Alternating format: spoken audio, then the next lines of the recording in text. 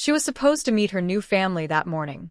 Instead, she heard a boy screaming and ran toward danger with nothing but a metal pipe.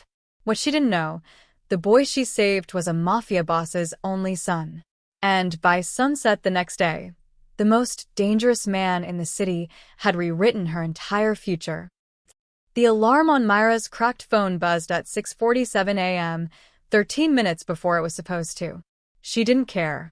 She was already awake, had been for hours, staring at the rusted ceiling of the abandoned train station where she'd been sleeping since July. Today was October 3rd, the day everything would change. She sat up on the flattened cardboard that served as her mattress, her breath visible in the cold morning air. Her hands shook as she pulled out the wrinkled papers from her plastic bag, the adoption forms, the appointment confirmation, the photograph of the couple who wanted to meet her, Tom and Ellen Bradford. They owned a bookstore in the nicer part of the city. They'd seen her volunteer at the church food drive, sorting donations and reading to the younger kids. Ellen had commented on how gentle she was with them. Tom had asked what books she liked. That was 6 weeks ago. 6 weeks of interviews, background checks, home visits by social services. 6 weeks of hope burning in Myra's chest like a fever she couldn't shake.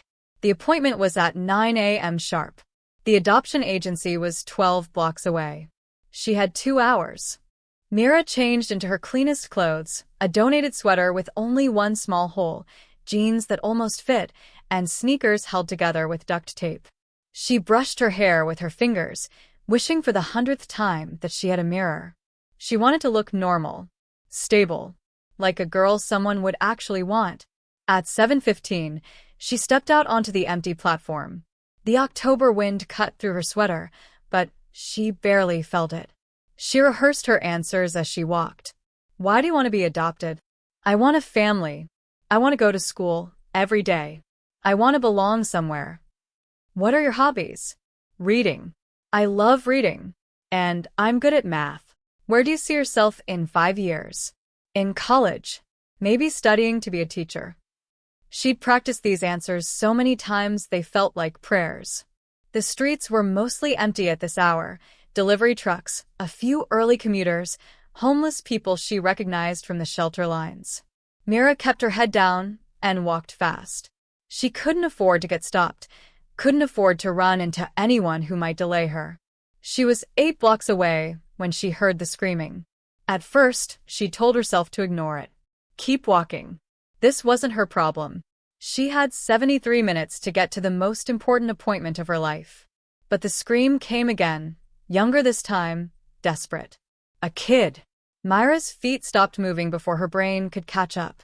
The sound came from the Riverside district, 3 blocks east, the area under the old highway overpass where the graffiti covered every surface and the police rarely patrolled. She knew that area. She'd slept there last winter before finding the train station. Keep walking, she told herself. This is your only chance. Another scream. Then a shout. Help. Somebody. The voice cut off abruptly. Myra looked down at the papers in her hand. The Bradfords' smiling faces. The agency's address. Her future. Then she shoved the papers into her bag and ran toward the screams. The Riverside underpass reeked of stagnant water and spray paint fumes. Myra's sneakers splashed through puddles as she rounded the corner and saw them. 3 men in black ski masks dragging a teenage boy toward a dark van. The boy was maybe 15 or 16, skinny, with blood streaming down the side of his face. He thrashed and kicked, but the men were too strong. Myra's heart hammered. She should call 911. She should find an adult. She should do anything except what she was about to do. Instead, she grabbed a metal pipe lying near a dumpster and charged. Get off him, she screamed, swinging the pipe at the nearest man's knees. The impact sent shockwaves up her arms. The man howled and stumbled backward. The other 2 spun toward her, momentarily loosening their grip on the boy. Run! Myra yelled at him. But he was too dazed, too hurt. Blood covered half his face. The second man lunged at Myra. She swung again, catching him in the shoulder. He cursed and grabbed for her, but she was smaller, faster. She ducked under his arm and brought the pipe down on his hand with a sickening crunch. You little. The third man pulled out something from his jacket. In the dim light under the overpass, Mira couldn't tell if it was a gun or a knife, but she didn't wait to find out. She grabbed the bleeding boy's arm and yanked him backward, both of them stumbling toward the street. Stop them, one of the men shouted. But sirens wailed in the distance. Someone must have called the police. The men hesitated, exchanged glances, then scrambled into the van. Tires screeched as they disappeared around the corner. Myra's legs gave out. She collapsed against the concrete wall, the pipe clattering from her hands.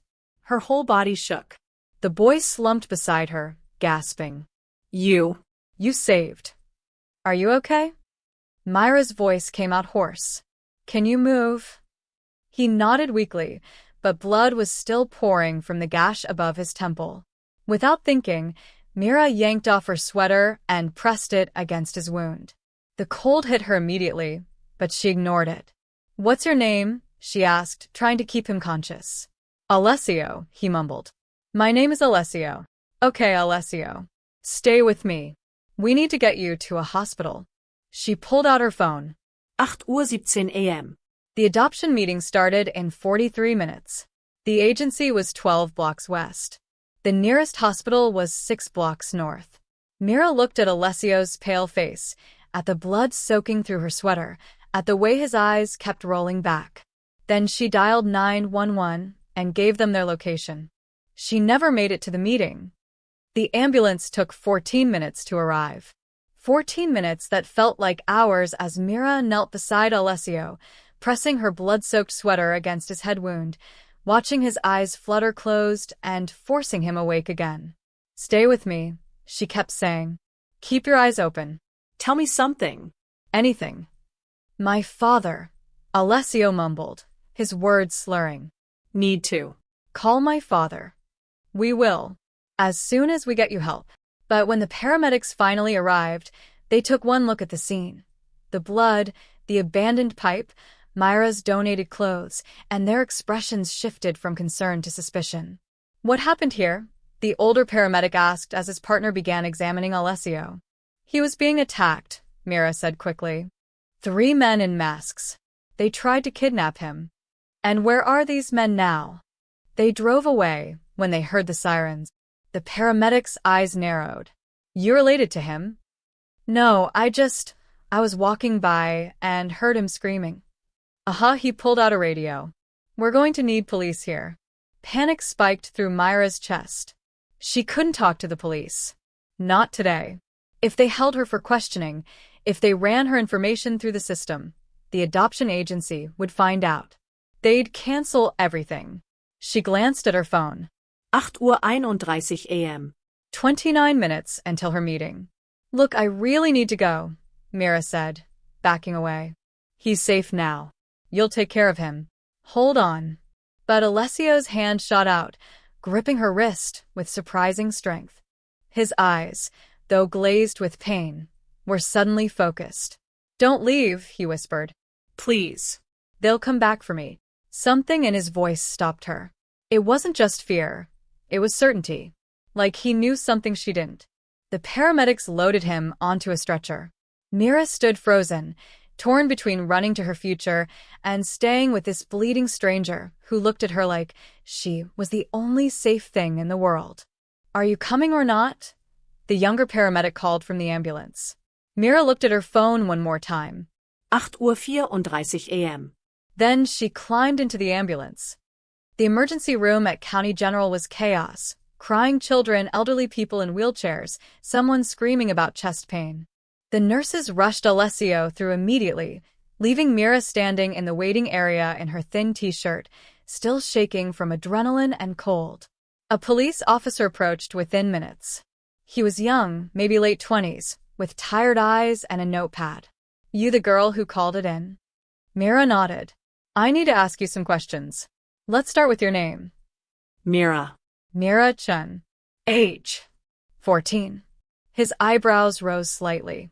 Where are your parents, Mira? I don't have any. Guardian? I'm in the system, it wasn't exactly a lie. She had been in foster care until 6 months ago when she'd run from her third placement, a house where the older kids stole from the younger ones and the foster parents didn't notice or didn't care. The officer wrote something down. Tell me what happened. Mira recited the story mechanically, the screams, the masked men, the van. She left out the part about the adoption meeting, about where she'd been sleeping, about anything that might make her situation more complicated. Did you see the license plate? No. It happened too fast. Can you describe the attackers? They wore masks. Black clothes.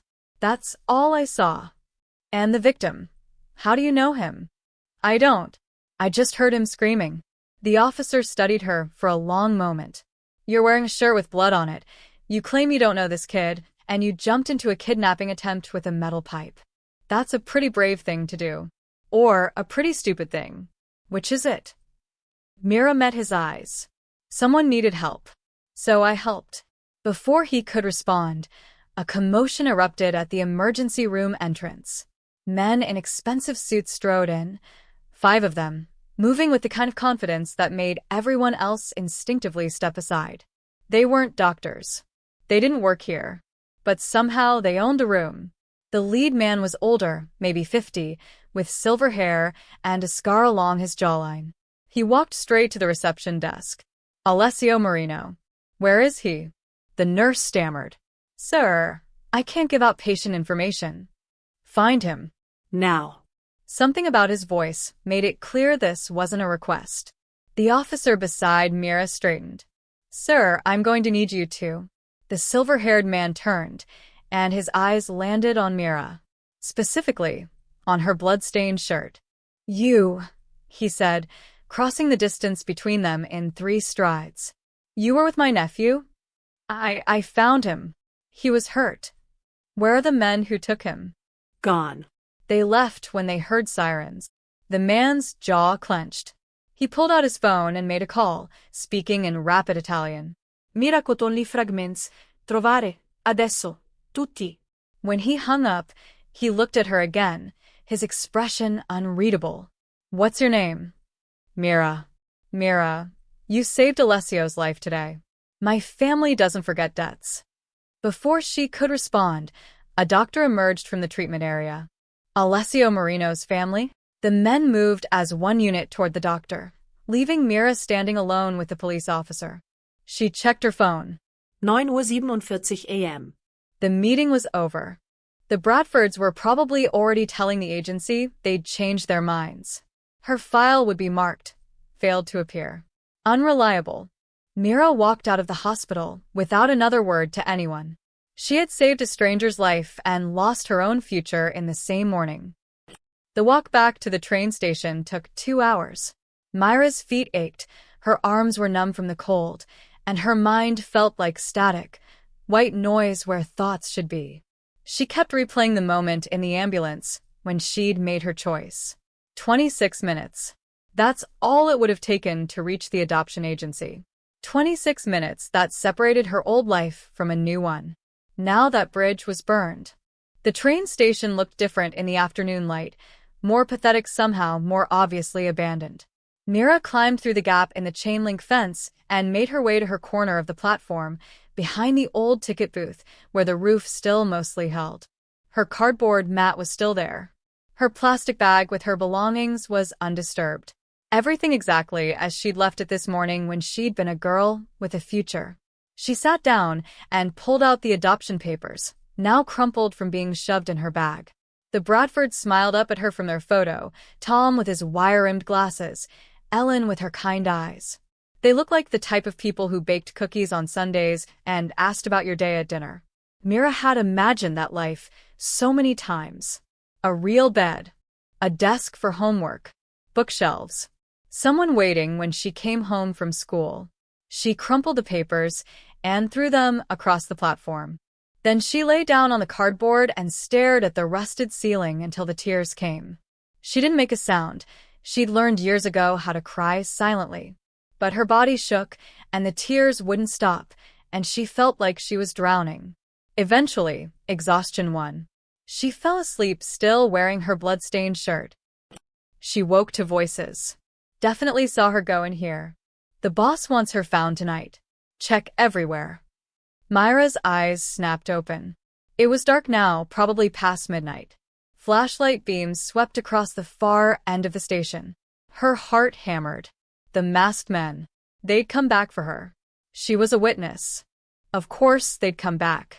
Moving as quietly as possible, she grabbed her bag and crawled toward the back exit, a gap in the wall that led to the railway tracks.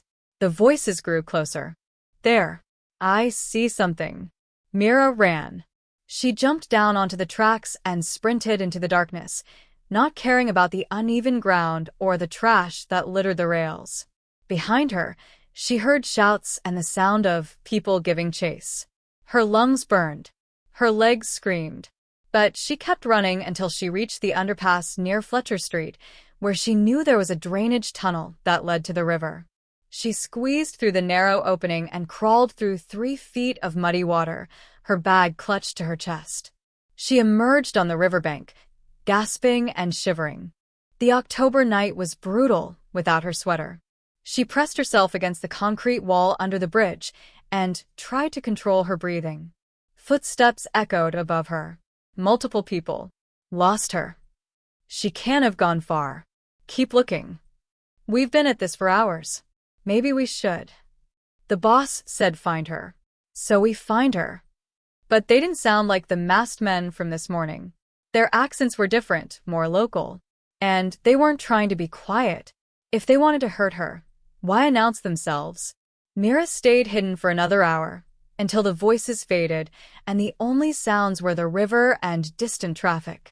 Then she carefully climbed back up to street level.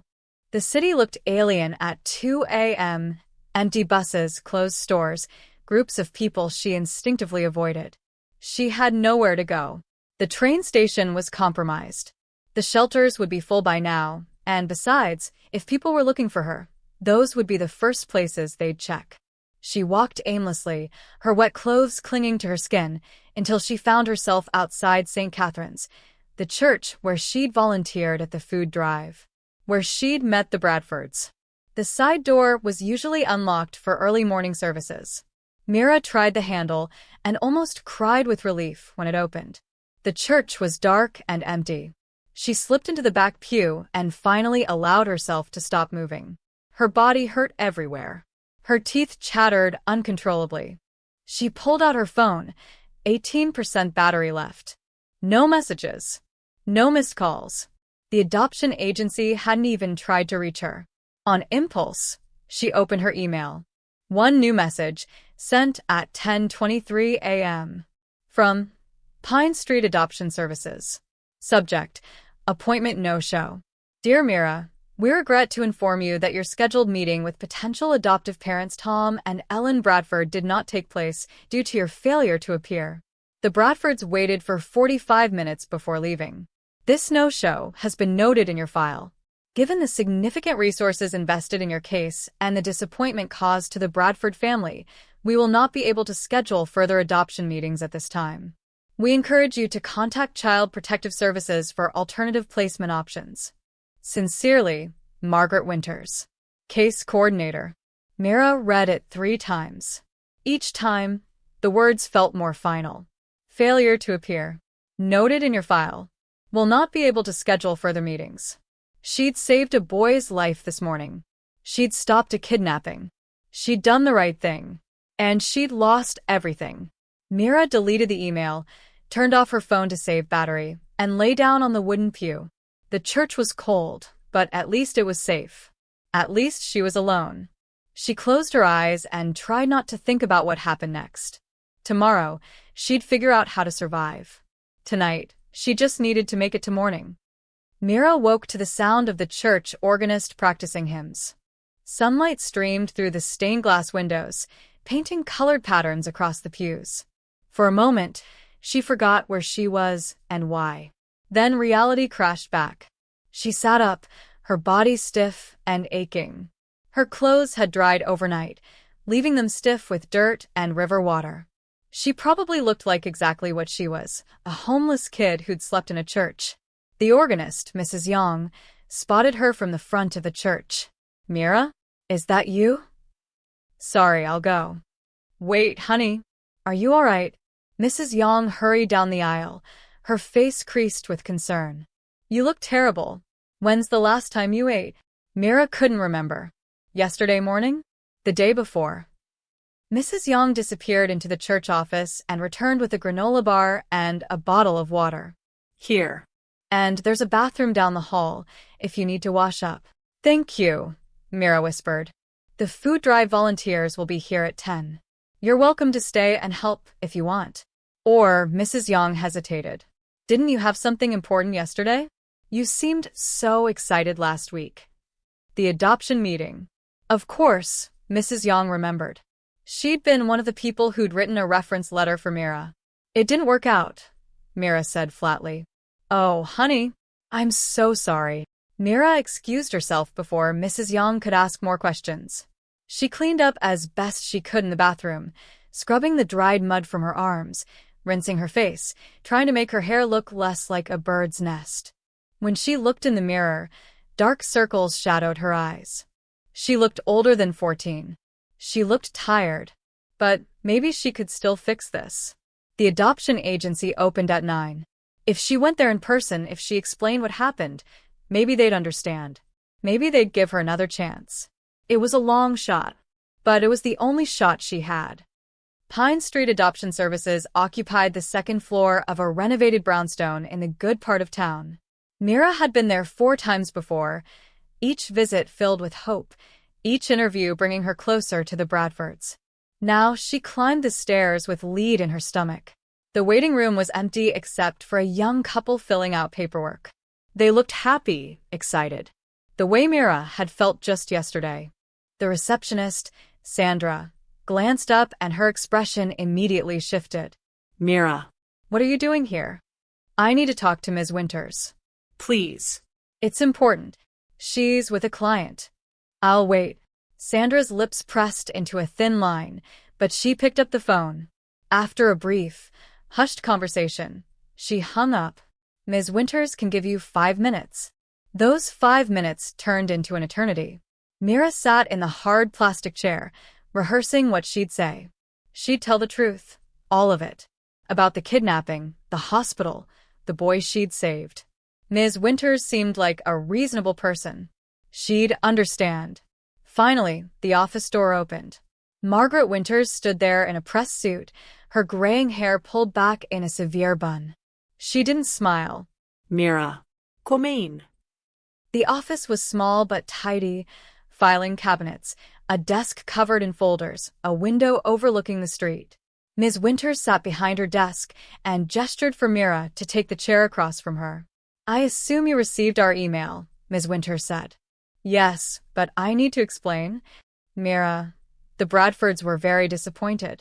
They took time off work, drove 40 minutes to be here, and waited nearly an hour. I know, and I'm so sorry, but there was an emergency. An emergency. Ms. Winters' tone made it clear she'd heard this excuse before. What kind of emergency? Mira took a breath. I was walking to the meeting when I heard someone screaming. A boy was being kidnapped. I stopped it. I saved him. But he was hurt, so I had to get him to the hospital, and by the time you stopped a kidnapping, Ms. Winters' expression didn't change. Yes. You can check with County General. They have records. The police questioned me. The police? Ms. Winters leaned forward. You were involved with the police? As a witness. I didn't do anything wrong. I helped someone. Ms. Winters opened Myra's file on her desk. She flipped through several pages, then pulled out a form and began writing. Mira, you have to understand how this looks. You've been in 3 foster placements in 2 years. You ran away from the last one. You've been living in unstable conditions. I had nowhere else to go. And now you're involved in violent incidents and police investigations. The Bradfords wanted a stable child. Someone they could trust. I am trustworthy. I couldn't ignore someone who needed help. And that's admirable. Truly. But it also shows impulsive behavior, poor judgment, and an inability to prioritize appropriately. The words hit Mira like physical blows. Poor judgment? I saved someone's life. You missed the most important appointment of your life to get involved in a dangerous situation that wasn't your responsibility. Ms. Winters closed the file. I'm sorry, Mira, but the agency has limited resources. We can't continue to invest time and effort into placements that don't work out. Please. Just one more chance. I'll call the Bradfords myself. I'll explain. The Bradfords have already moved forward with another candidate, a 13-year-old girl from Riverside. The paperwork is being finalized this week. The room tilted. Mira gripped the arms of her chair.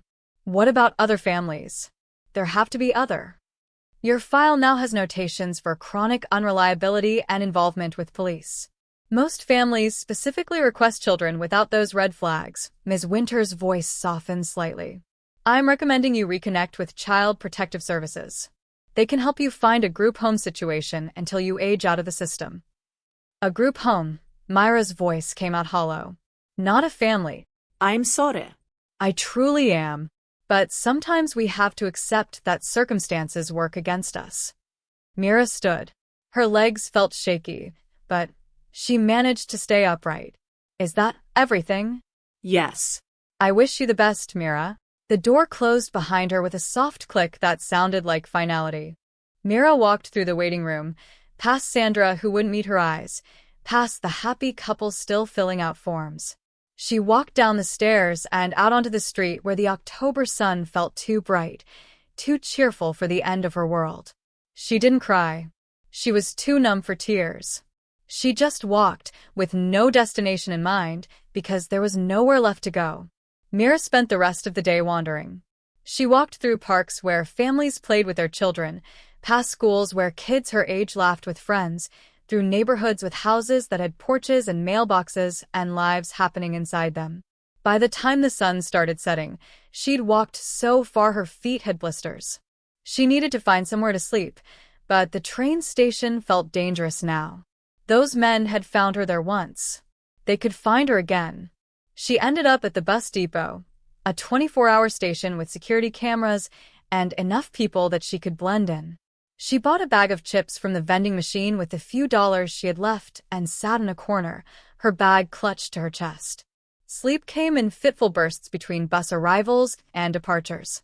Every time someone walked past, she jolted awake, expecting masked men or searching flashlights. When dawn finally broke, gray and cold, Mira felt like she'd been awake for days. She splashed water on her face in the depot bathroom and checked her phone.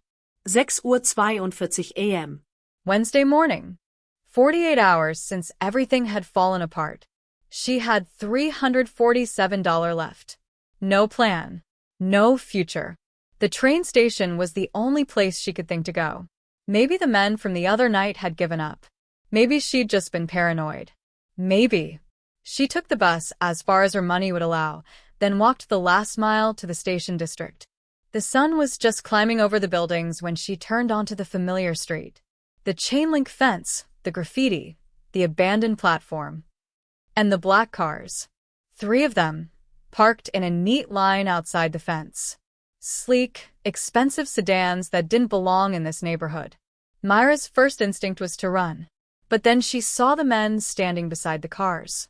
They weren't wearing masks. They wore tailored suits, sunglasses, and expressions of patient waiting. They weren't hiding. They were waiting for her. One of them spotted her immediately. He said something into his wrist, some kind of radio, and suddenly all of them were looking at her.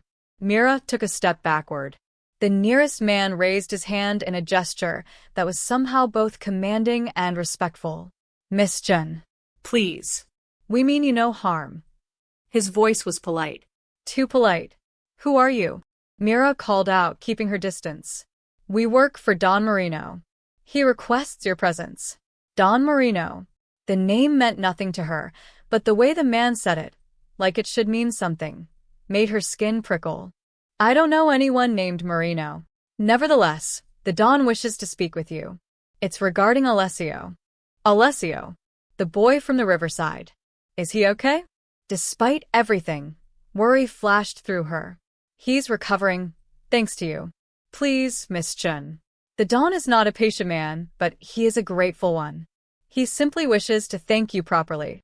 2 more men emerged from the cars.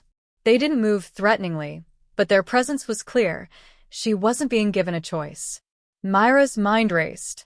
These were the men who'd been searching for her. Not the kidnappers, something else entirely. Something potentially worse. And if I say no... The man's expression didn't change. The Don prefers willing guests. But he will have his meeting one way or another. It wasn't quite a threat. But it wasn't not a threat either. Mira looked at the 3 cars, the 6 men, the way they'd positioned themselves to block any escape route. She thought about running anyway, about screaming, about fighting. But she was so tired. And maybe, just maybe, if Alessio's family wanted to thank her, they could help her. Give her money, or a recommendation, or something that could salvage the wreckage of her life. It was stupid to hope. But hope was all she had left. Fine, she said. I'll come. The car's interior smelled like leather and expensive cologne. Mira sat in the back seat, sandwiched between 2 silent men who stared straight ahead. The one who'd spoken to her sat in front with the driver. They drove for 40 minutes, leaving the city behind and entering an area Mira had never seen. Rolling hills, forests, and eventually, a private road that wound through trees for what felt like miles. Then the estate appeared. It wasn't a house. It was a mansion, 3 stories of stone and glass behind a massive iron gate. Guards stood at checkpoints. Cameras swiveled to track their car. The manicured lawns stretched so far Mira couldn't see where it ended. "What is this place?" she whispered. No one answered. The car stopped at the front entrance. One of the men opened her door and gestured for her to exit. Mira stepped out onto gravel that looked too perfect, too clean. More men in suits stood by the entrance. They nodded respectfully as she passed, which somehow made everything more terrifying. The inside was worse: marble floors, crystal chandeliers, artwork that probably cost more than most people made in a year. Everything gleamed. Everything felt untouchable. They led her through a hallway lined with oil paintings of stern-looking men, through a room with furniture too elegant to sit on, and finally to a set of double doors made of dark wood. The man knocked twice. "Entra," came a voice from inside. The doors opened. The library was enormous, 2 stories tall, with bookshelves covering every wall and a ladder on rails to reach the higher shelves. Sunlight streamed through floor-to-ceiling windows. A fire crackled in a fireplace big enough to stand in.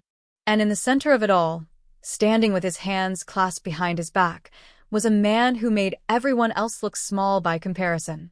He was tall, maybe 6'3", with silver-gray hair and a face that might have been handsome if it weren't so terrifying. His suit probably cost more than a year's rent. His eyes, dark and calculating, fixed on Mira with an intensity that made her want to disappear. "Miss Chen," he said, his voice smooth and precise. "Thank you for joining me." It wasn't a thank you. It was a statement of fact. He took a step closer, and Mira fought the urge to back away. "I am Don Leon Marino," he said. "And you saved my son's life." The world tilted. Not his nephew. His son. Alessio was the son of whatever this man was. And Mira had just walked willingly into his home. Myra's mouth went dry. "Your son?" "My only son," Don Marino confirmed. He gestured to a leather chair near the fireplace. "Please. Sit." It wasn't a request. Myra's legs moved automatically, carrying her to the chair. She sat on the edge, ready to bolt. Don Marino settled into the chair across from her, moving with the careful grace of someone who never had to rush. "You seem frightened," he observed. "Should I be?" A slight smile touched his lips. "That depends entirely on your intentions, Miss Chen. But let me be clear, you are not in danger. Not from me, not from anyone in this house." Then why the armed guards? The cars? The men tracking me down? "Protection. For you and for my family," he leaned back, steepling his fingers. "Tell me what happened 2 days ago." "Everything." Mira recounted the story, the screams, the masked men, the van. Don Marino listened without interrupting, his expression unreadable. When she finished, he was quiet for a long moment. Then, Alessio told me you missed something important to save him. An adoption meeting. Heat flushed through Myra's face. How did he? You mentioned it in the ambulance. He remembers. Don Marino's eyes never left hers. You sacrificed your future for a stranger. Why? I don't know. He needed help. Most people would have called the police and kept walking. Most people aren't. Mira stopped herself. Aren't what? Aren't used to nobody helping them, she said quietly. I know what it feels like when everyone walks past. When no one stops. I couldn't do that to someone else. Something shifted in Don Marino's expression. Not quite approval, but something close to understanding. The men who took Alessio were sent by the Castellanos, he said. A rival family. They wanted leverage, ransom, territory concessions, alliance terms.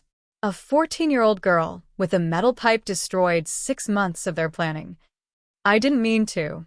You cost them $3 million and a strategic advantage, he said it matter-of-factly, like discussing the weather. The Castellanos are not forgiving people, Miss Chen. They've already put out inquiries. They want to know who interfered with their operation. Fear coiled in Myra's stomach. Are they going to come after me? Not anymore. I've made it clear that you are under my protection. Anyone who touches you answers to me, he paused. The men searching for you the other night? Those were mine. I needed to ensure your safety before the Castellanos found you first. Oh, Myra's hands trembled in her lap.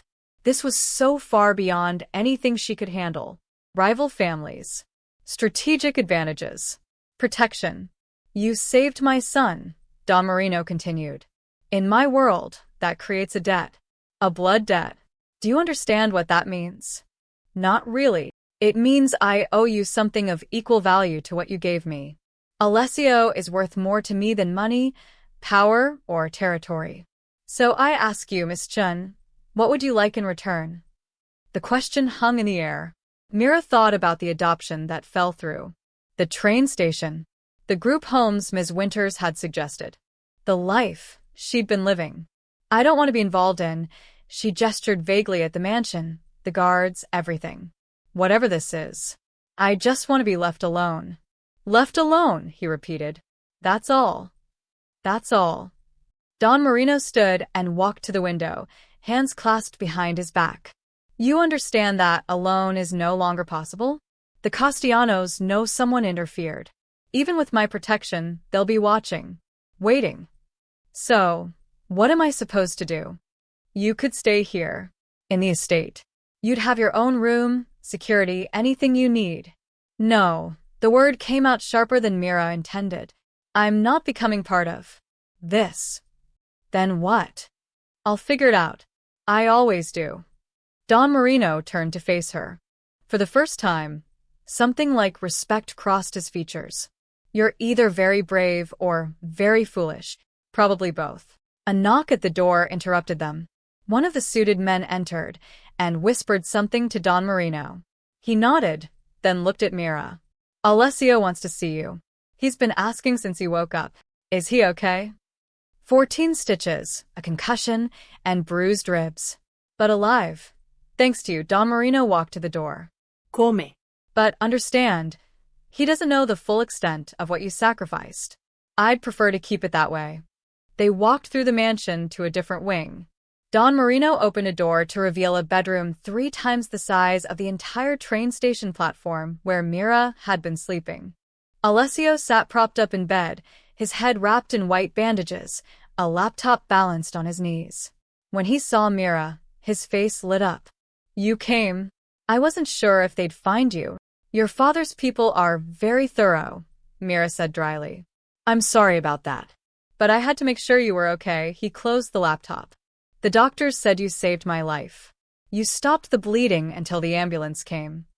Anyone would have done the same, but they didn't. You did. His expression grew serious. My father said you missed something important. I'm really sorry. Mira shrugged, trying to appear casual. It's fine. It's not fine. I can tell it's not. Alessio looked at his father. Can't we help her? Give her money, or... I've offered, Don Marino said. Miss Chen prefers to remain independent. That's stupid, Alessio blurted out, then winced. Saudi. I mean, why would you refuse help?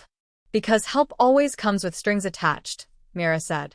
Alessio and his father exchanged a look. Not always, Alessio said softly. Sometimes people just want to do the right thing. Like you did for me. The words hit harder than Mira expected. Don Marino's phone buzzed. He glanced at it, then at Mira. One of my men will drive you, wherever you'd like to go. But Miss Chen, he pulled a card from his pocket and handed it to her. If you change your mind. About anything. The card was heavy, expensive. A phone number, nothing else. Mira took it because refusing seemed pointless. Thank you, she said, though she wasn't sure what she was thanking him for.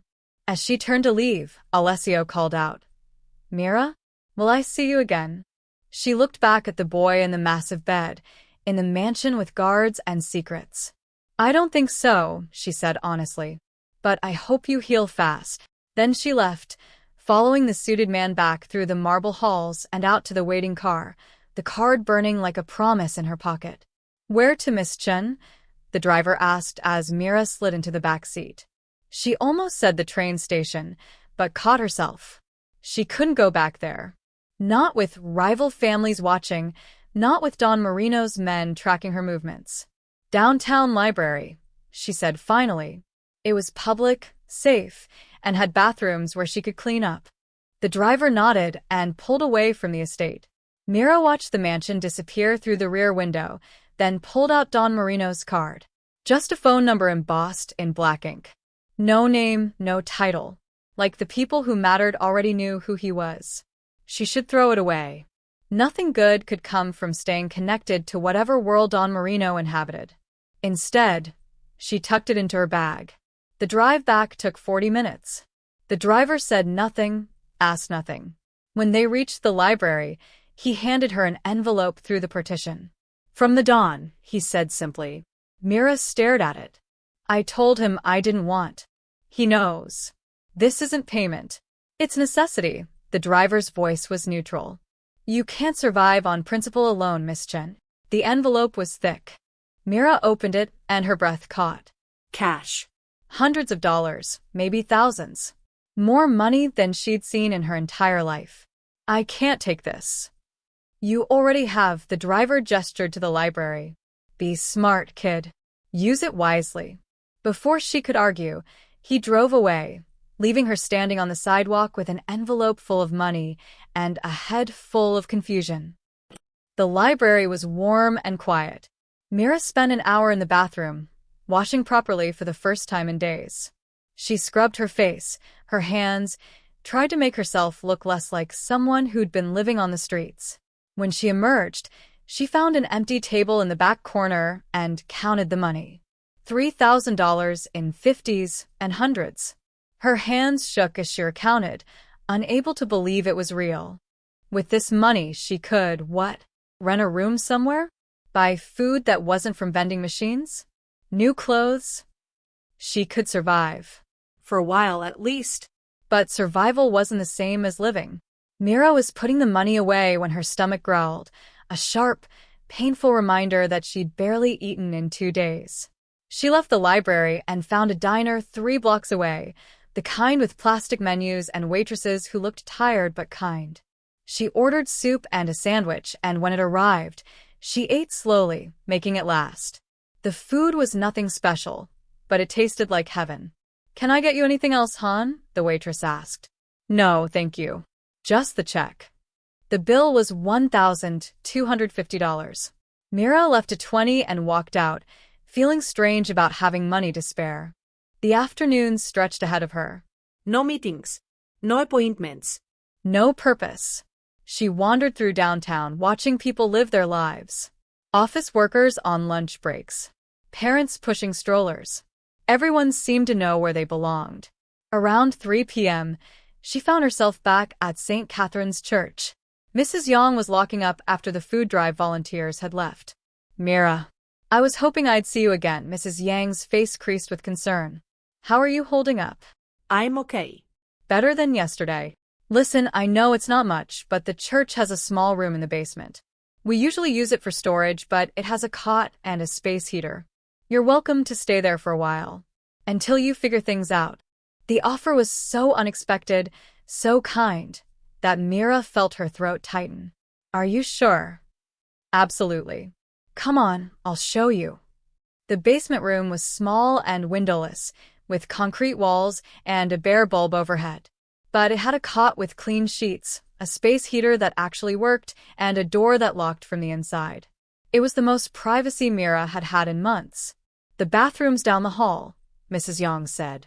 And there's usually leftover food from the drives on Wednesdays and Saturdays. Help yourself to anything in the kitchen fridge with a green sticker. Thank you, Mira whispered. I don't know how to. You don't have to thank me. Just promise me you'll be safe, Mrs. Yang squeezed her shoulder. And Mira? Whatever happened with the adoption, it wasn't your fault. Sometimes life just throws impossible choices at us. After Mrs. Yang left, Mira sat on the cot and looked around her new space. It wasn't the bedroom she'd imagined in the Bradfords' house. There were no bookshelves, no window with curtains, no family photos on the walls. But it was shelter. It was safety. It was more than she'd had yesterday. She pulled out Don Marino's card again, turning it over in her hands. He'd said she was under his protection, that anyone who touched her would answer to him. But protection was just another word for control, wasn't it? Her phone buzzed, down to 3% battery. One new email. From County General Hospital. Subject, Patient Inquiry, Alessio Marino. Dear Ms. Chun, Alessio Marino has listed you as an emergency contact. Please confirm if you consent to receive updates regarding his medical status and discharge information. To confirm, reply yes to this email. To decline, reply a no. Mira stared at the email. Emergency contact. Like she was family. Like she mattered to him beyond the single moment she'd pulled him from danger. She should decline. Cut all ties. Move forward with whatever life she could scrape together. Her finger hovered over the delete button. Then she thought about Alessio's face when he'd asked if he'd see her again. The hope in his voice. The loneliness she recognized because she carried the same loneliness every single day. Before she could overthink it, she typed, yes, and pressed send. Her phone died immediately after, screen going black. Mira plugged it into the outlet by the cot and lay down, staring at the concrete ceiling. She'd saved a boy's life and lost her chance at adoption. She'd gained $3,000 and the protection of a man who terrified her. She had a room in a church basement and no idea what came next. But for the first time in days, she wasn't running. Tomorrow would bring its own problems. Tonight, she just needed to rest. She closed her eyes and, for the first time in weeks, slept without fear. Mira woke to her phone buzzing. She'd slept for 14 hours straight, the deepest sleep she'd had in months. For a moment, she forgot where she was. Then she saw the concrete walls, the space heater humming in the corner, and remembered. The church basement. Safety. Her phone showed 6 missed calls and 3 text messages, all from the same unknown number. Unknown. This is Alessio. Got your number from the hospital. Thank you for saying yes to the emergency contact thing. Unknown. My dad says I'm getting discharged tomorrow. The doctors say I'm healing fast. Unknown, are you okay? Text me back when you can. Mira stared at the messages. How had a simple rescue turned into this? She should ignore them, delete the number, cut the connection while she still could. Instead, she typed, I'm fine. Glad you're healing. The response came within seconds. Alessio, can I see you? Just to say thank you properly. Mira, you already thanked me. Alessio, not really. And I want to make sure you're actually okay. My dad said you're staying somewhere safe. Mira hesitated. Safe enough. Alessio, that doesn't sound convincing. She didn't respond. After a moment, her phone buzzed again. Alessio. Okay, I'll stop bothering you. But if you need anything, food, money, a place to stay, just call. Please. Mira turned off her phone before she could reply. Over the next 3 days, Mira tried to build some kind of routine. She woke up in the church basement, washed in the bathroom down the hall, and spent her days at the library or helping Mrs. Yang with church tasks. She bought new clothes from a thrift store, jeans that fit, shirts without holes, a warm jacket for the approaching winter. She started to feel almost normal. Then she began noticing them. The man in the coffee shop who seemed to be reading the same page of his newspaper for 20 minutes while watching her over the rim. The black sedan that appeared on 3 different streets she walked down. The woman at the library who asked too many questions about where Mira was staying and whether she was alone. At first, she thought she was being paranoid. Then she noticed the tattoo on the newspaper man's wrist, a crown lion. Don Marino's symbol. She'd seen it on his ring at the mansion. He'd said she was under protection. Apparently, that meant constant surveillance. On the 4th day, Mrs. Yang pulled her aside after the food drive. Mira, honey, I need to ask you something. Are you in some kind of trouble? Myra's stomach dropped. Why? A man came by yesterday asking about you. Expensive suit, very polite, but Mrs. Yang's expression was troubled. He wanted to know if you were staying here, how long you planned to stay, if you had any family. I didn't tell him anything, but it worried me. What did he look like? Tall, dark hair, scar on his cheek. He left a card. Mrs. Yang pulled it from her pocket. The same card Don Marino had given her. Just a phone number. I'm not in trouble, Mira said carefully. It's complicated, but I'm safe. Are you sure? Because if you need help. I'm sure.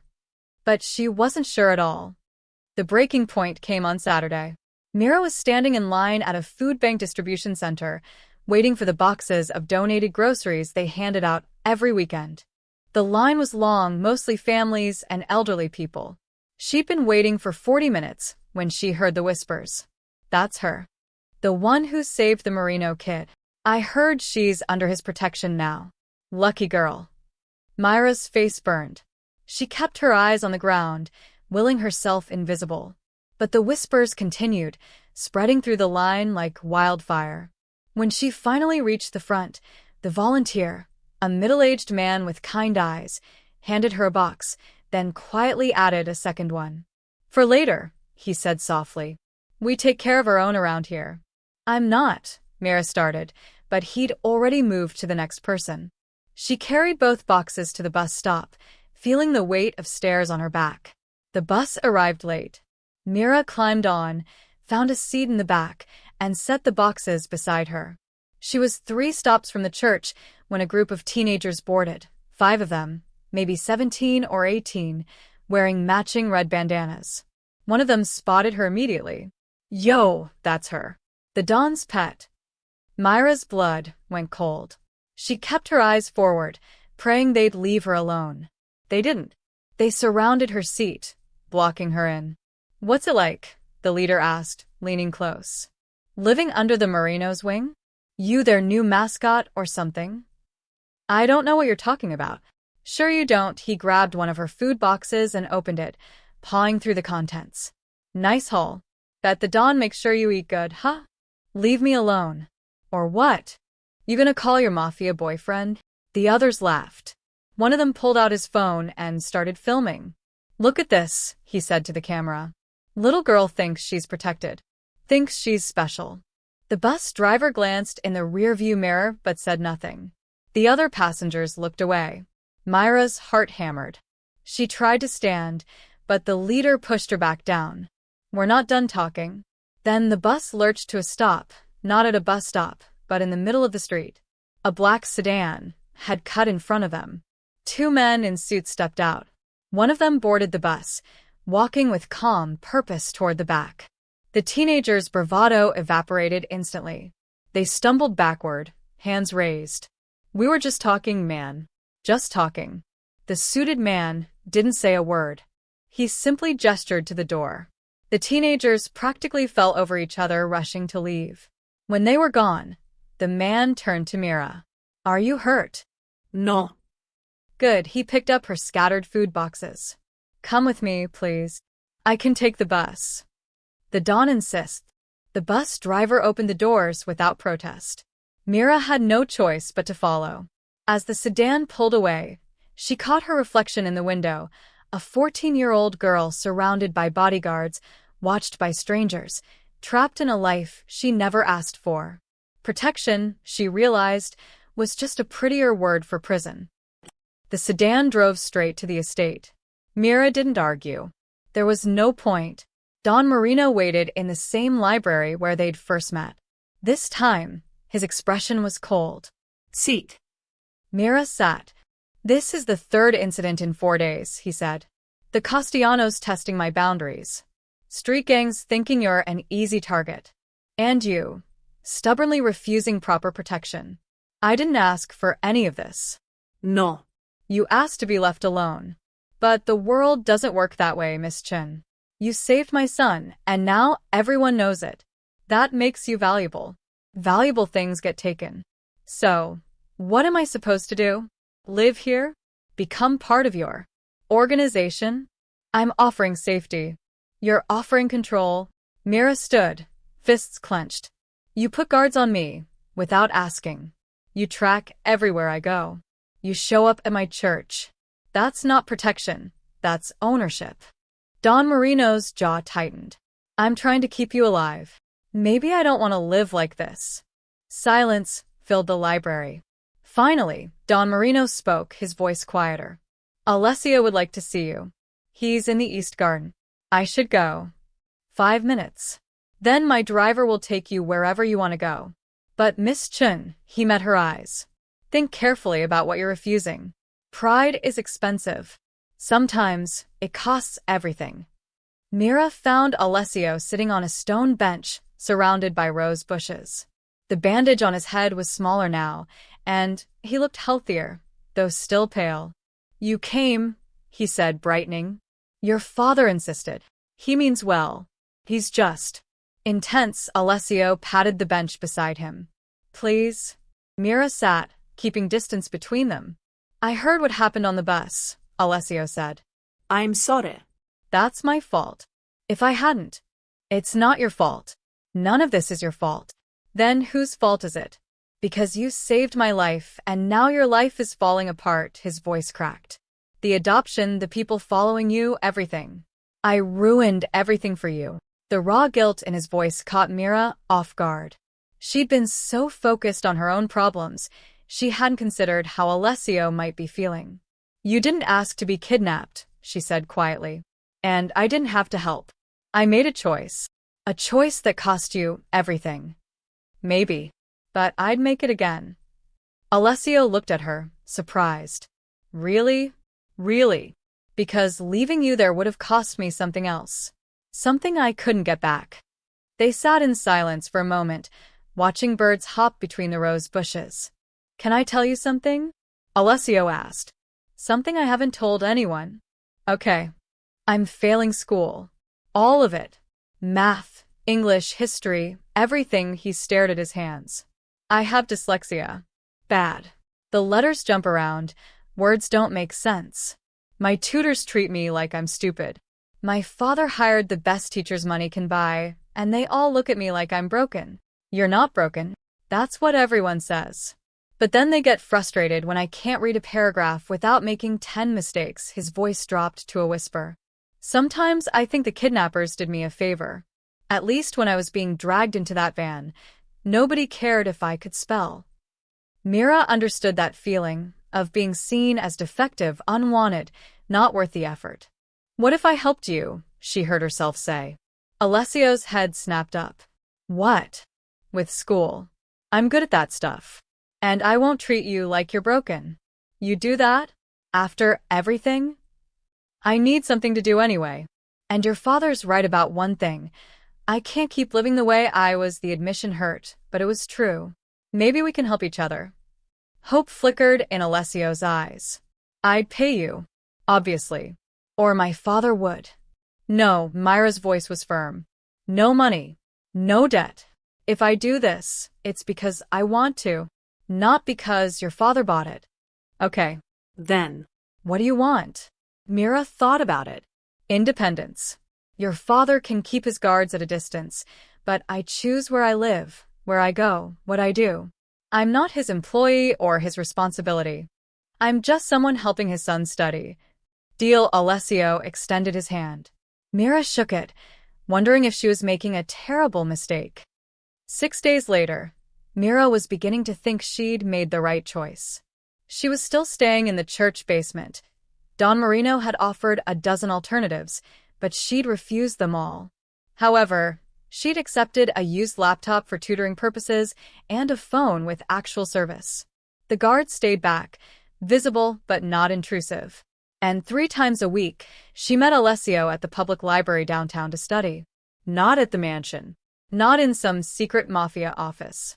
Normal places with normal people around them. Today they were working on a history essay. Alessio had been staring at the same paragraph for 10 minutes. "It's okay," Mira said. "Take your time. I can't make sense of it. The words keep moving." "Then don't read it. Listen." She read the paragraph aloud, slowly. "Now tell me what it means in your own words." Alessio closed his eyes, processing. Then, the treaty was supposed to end the war, but it actually just delayed it. Exactly. That's exactly right. See? You understand it fine. Your brain just processes information differently. A smile broke across Alessio's face.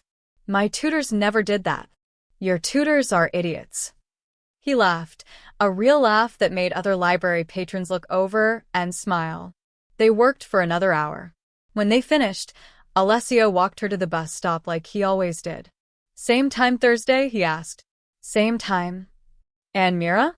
"Thank you. For real." She nodded and boarded the bus, feeling something she hadn't felt in weeks, useful. The bus was crowded, so she stood near the middle, holding the overhead rail. 3 stops later, she noticed the van. A white van, following the bus. The same van that had been outside the library. Myra's pulse quickened. She pulled out her phone, the one Don Marino had given her, with the emergency number programmed in. Should she call? Maybe she was being paranoid. The bus stopped at a red light. The van's side door slid open. Then everything happened at once. Men in masks poured out. Passengers screamed. Someone yanked Mira toward the bus's rear exit. She fought, kicking and clawing, but there were too many hands. The emergency door burst open. She was dragged into an alley. "Marino thinks he can protect everyone," someone snarled. "He needs to learn." Mira screamed. A hand clamped over her mouth. Then gunshots, not at her, but near. Her attackers ducked. The hand on her mouth loosened. A man in a suit appeared, weapon drawn, shooting at the masked men. Then another bodyguard. They'd been following her bus. The attackers scattered. One shoved Mira hard against a wall before running. Pain exploded in her shoulder. When the shooting stopped, one of Don Marino's men helped her up. Blood trickled from a cut on her forehead. "Are you hurt?"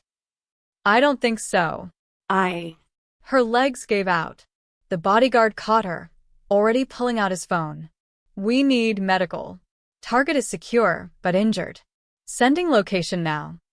As sirens wailed in the distance, Mira realized Don Marino had been right. Being left alone was no longer an option. The world had decided what she was worth, and she had no say in the matter. The cut on Myra's forehead required 6 stitches. Her shoulder was bruised but not broken. The doctor at the private clinic, one of Don Marino's doctors, though no one said that explicitly, gave her painkillers and told her to rest. She didn't rest. She sat in the clinic's waiting room, replaying the attack in her head. The hands grabbing her. The gunshots. The moment she'd realized, she was genuinely helpless. Don Marino arrived within the hour, Alessio trailing behind him. "Miss Chun." The Don's voice was carefully controlled, but anger simmered beneath. "This ends now." "I know," the words tasted like defeat. "You'll move to the estate.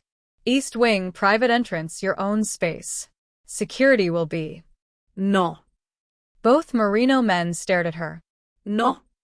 Don Marino repeated. "Not the estate. But I'll accept an apartment. With security. Away from your business." Mira met his eyes. "And I continue tutoring Alessio. On my terms. In public places when possible. Like normal people. After what just happened. I know I can't do this alone. But I'm not disappearing into your world completely." Her voice shook but held firm. Those are my conditions. Don Marino studied her for a long moment. Then, surprisingly, he nodded. Very well. I'll have my people find something suitable. He left to make phone calls, leaving Mira alone with Alessio. You scared me, Alessio said quietly, sitting beside her.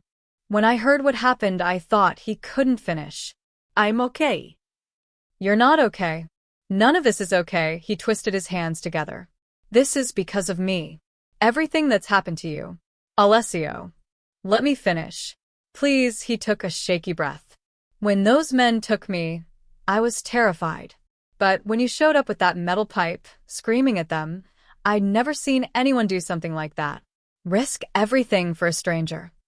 I told you, You saved my life. And then you lost your adoption because of it. And now people are attacking you. And it's all because you helped me. Tears welled in his eyes. I can't fix what you lost. But I can ask you for help, and actually mean it when I say I need you. Mira frowned. What are you talking about? School. Life. Everything. Alessio wiped his eyes roughly. My tutors don't care if I learn. They just want to get paid and go home. My teachers think I'm lazy. My father thinks I'm not trying hard enough. But you made me feel like I wasn't stupid. For the first time in years. You're not stupid. I know that when you say it. Because you actually see me. He looked at her with desperate honesty. So I'm asking not because my father told me to, not because of some debt. I'm asking because I need someone who doesn't look at me like I'm broken. Will you keep helping me? Please. The raw vulnerability in his voice cracked something in Myra's chest. She'd been so focused on what she'd lost, she hadn't seen what was right in front of her, a lonely kid who needed exactly what she needed. Someone who understood. Okay, she said softly. But I have conditions. Anything. We study in normal places, libraries, cafes, parks. Not hidden away in mansions or secure rooms. I need to feel like a regular person, not a prisoner. Done. And you have to actually try. I'm not going to hold your hand through everything. If you don't do the work, I walk. I'll do the work. I promise. And Alessio? Mira fixed him with a serious look. This isn't charity. You're not doing me a favor by letting me tutor you. We're helping each other. Equal. Understood? A smile broke through his tears. Understood. 3 days later, Mira moved into a one-bedroom apartment in a quiet neighborhood. It wasn't fancy, just a kitchen, bathroom, bedroom, and small living room, but it was hers. Legal lease, her name on the paperwork, everything above board. Don Marino's security was discreet. One guard in the lobby, cameras at the entrances, a panic button by her bed. Present, but not suffocating. Mrs. Yang helped her move in, bringing donated furniture and kitchen supplies from the church. She didn't ask about the apartment's origin, just hugged Mira tight and told her to visit any time. The first night, Mira lay in an actual bed with actual sheets and cried. Not from sadness, exactly. From exhaustion. From relief.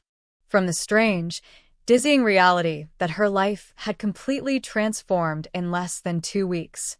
She'd lost the adoption. Lost the fantasy of the perfect family. But she'd gained something she hadn't expected. Purpose.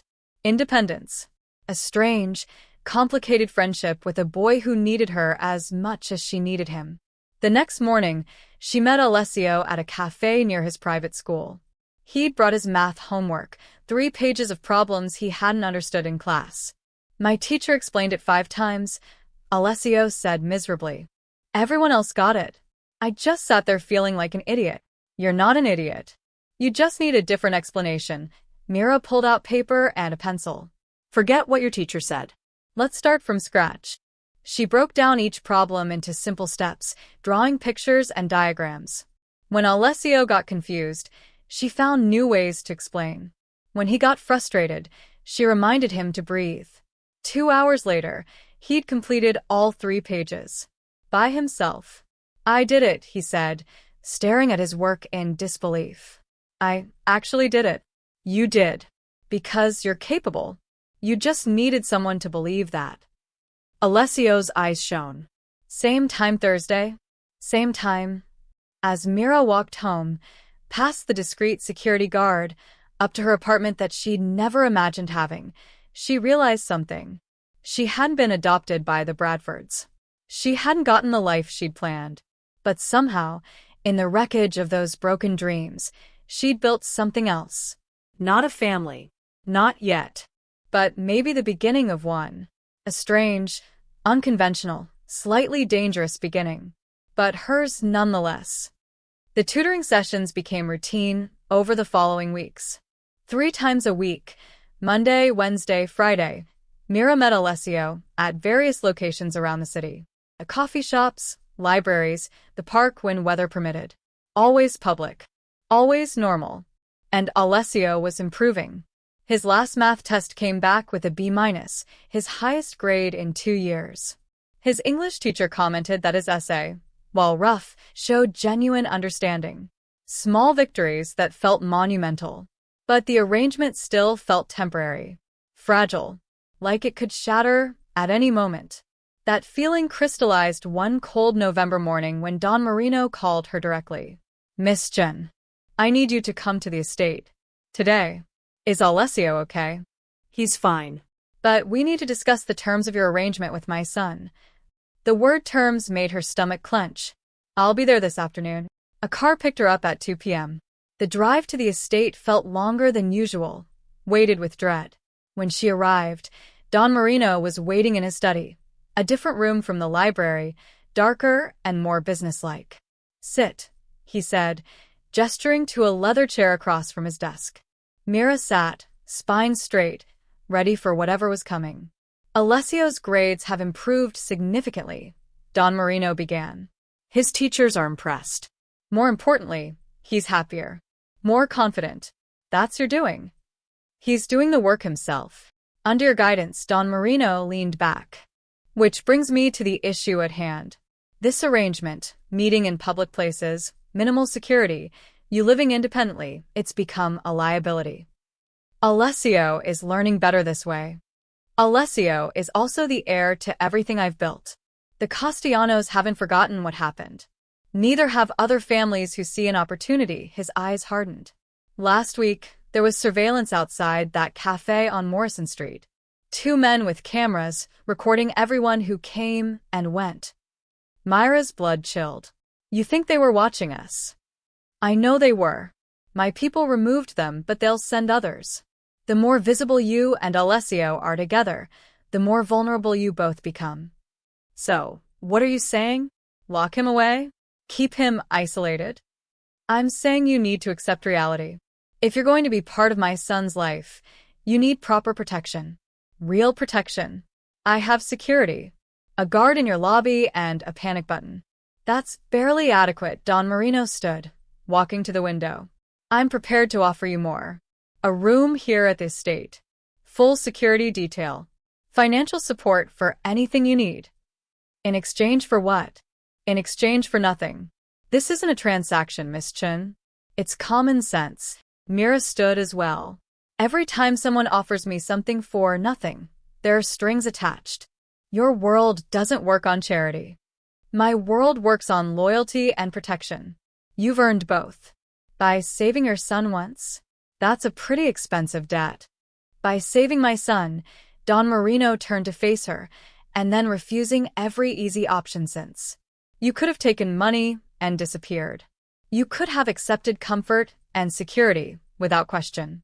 Instead, you fought to maintain independence while still helping Alessio." Something like respect flickered in his expression. "That's not common. Especially in my world." Mira studied him, this man who terrified her and intrigued her in equal measure. "I don't want to be part of your business. I don't want to know about territories or rivalries or whatever else you do. I just want to help Alessio learn. I'm not asking you to be part of my business." "Then what are you asking?" Don Marino returned to his desk and pulled out a folder. He slid it across to her. "These are terms. Written, legal, binding. I have them drawn up whenever I engage with anyone outside the family business. They protect both parties." Mira opened the folder. The document was several pages long, filled with legal language she barely understood. "What does it say?" "In simple terms, You continue tutoring Alessio. You maintain your independence, your apartment, your choices, your life. In exchange, my organization provides security and ensures your safety from any threats, internal or external. He paused. And you maintain complete separation from my business operations. No involvement, no knowledge, no liability. So, I teach your son, and you keep me alive. Essentially. And if my life is threatened again, if your protection isn't enough, then you walk away. Forever. No questions, no obligations, no retribution. Don Marino met her eyes. You're not a servant, Miss Chen. You're not an employee. You're a guardian of my son's future. That makes you untouchable by everyone, including me. Mira read through the document more carefully. It was exactly what he'd described: clear boundaries, explicit protections, an exit clause with no penalties. Why are you doing this? Because Alessio needs you. And because people who genuinely care about my son are rare. His voice softened slightly. You didn't save him for reward or recognition. You saved him because it was right. In my experience, people motivated by righteousness are either fools or saints. You've proven you're no fool. I'm not a saint either. No. You're a survivor. That's better. He gestured to the document. Take time to read it thoroughly. Have a lawyer review it if you wish. I'll provide one at no cost. But understand, Miss Chen, this is my final offer. Accept these terms, or we end this arrangement entirely. Mira looked at the papers, then at Don Marino. She thought about Alessio's face when he'd gotten that B-. The way his confidence had grown over the past weeks. The friendship that had developed between them. Fragile but real. She thought about the masked men, the surveillance, the constant fear. And she thought about the alternative. Walking away, losing this strange purpose she'd found, returning to survival mode. I'll need 2 days to read this properly, she said. You have 3. But Miss Chen. Don Marino's expression was grave. Choose wisely. Because once you sign, there's no going back. You'll be tied to my family, not by business but by something more complicated. Something that lasts. Mira took the folder and left, Don Marino's words echoing in her mind. Something that lasts. She'd spent her whole life searching for that. She just never imagined it would look like this. Mira spent 3 days reading the document. She read it in her apartment, at the library, on the bus. She had a lawyer from legal aid review it, a tired woman named Ms. Patterson who raised her eyebrows at several clauses, but ultimately confirmed it was legitimate. This is unusual, Ms. Patterson said. Very protective of your rights. Almost suspiciously so. Is it safe to sign? Legally? Yes. Everything else. She gave Mira a long look. That's not a legal question, honey. That's a life question. On the 3rd day, Mira sat in her apartment with the document in front of her and a pen in her hand. One signature. One choice. She thought about the train station where she'd slept for months. The adoption meetings she'd missed. The Bradfords' faces in that crumpled photograph. She'd lost that future. But maybe it had never really been hers to begin with. Maybe this was. Mira signed her name. The changes happened gradually, almost invisibly. The guard in her building lobby remained, but he learned her schedule and greeted her by name. The security cameras were upgraded, but she barely noticed them. Her name was quietly removed from police watch lists and flagged databases. And most importantly, her life remained hers. She still lived in the apartment.